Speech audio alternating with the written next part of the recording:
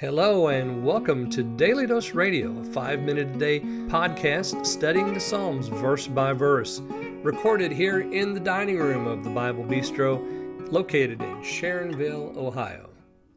Hey there, friend. Welcome back to Daily Dose Radio here in the Bible Bistro. Well, come on in here and sit down with me.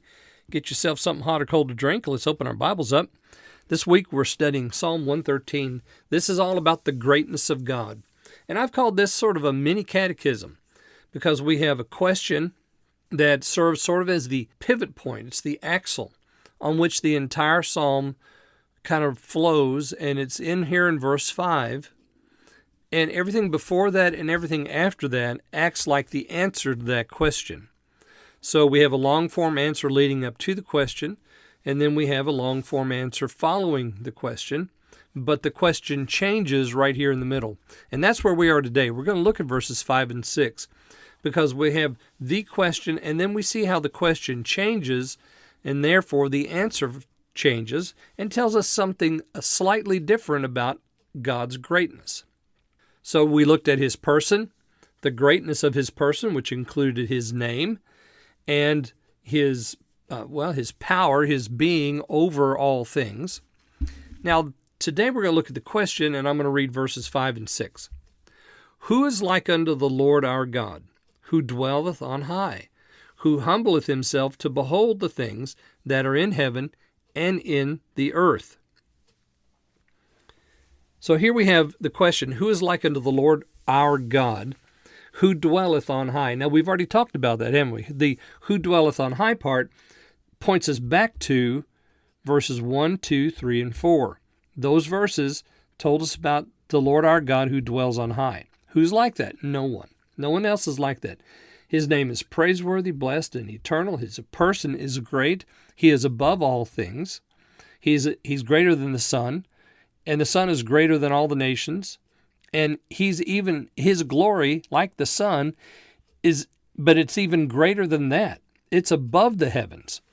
That's how great he is. He dwells on high. And then look at verse 6, who humbleth himself to behold the things that are in heaven and in the earth. Now, we go from the person of God and his greatness to him humbling himself to behold the things that are in heaven and in the earth. So his mercy now is going to be in view, because as he humbles himself, there are some things that we see that characterize his humility, and that is his great mercy.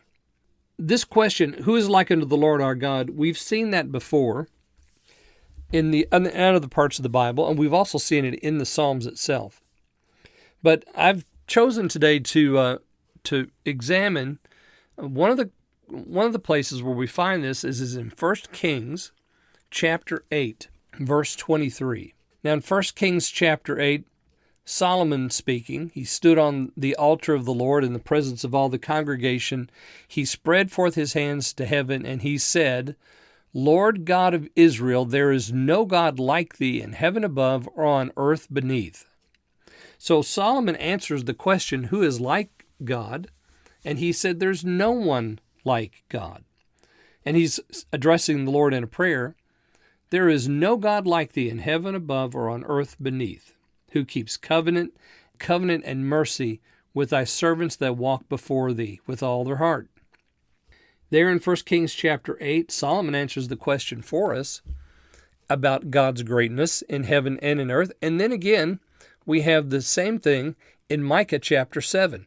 Although, this time the prophet frames it as a question, but it has to do with God's mercy. Who is a God like unto thee that pardons iniquity, and passes by the transgression of the remnant of his heritage? He retains not his anger forever, because he delights in mercy. So the prophet Micah says, who is a God like unto thee, that pardons iniquity, passes by transgressions, retains not his anger, delights in mercy? So now, as we consider these places and these other places where we have the same question or the question answered, we come now to the answer of that question, the second part, who humbles himself to behold the things that are in heaven and in the earth. And now we're going to answer it, beginning tomorrow in verses 7 and 8. So I hope you'll join me then here on Daily Dose Radio. Thanks for listening to Daily Dose Radio. For more fresh and delicious Bible studies, podcasts, books, and more, check out the Bible Bistro online and on YouTube. Join me again next time for Daily Dose Radio.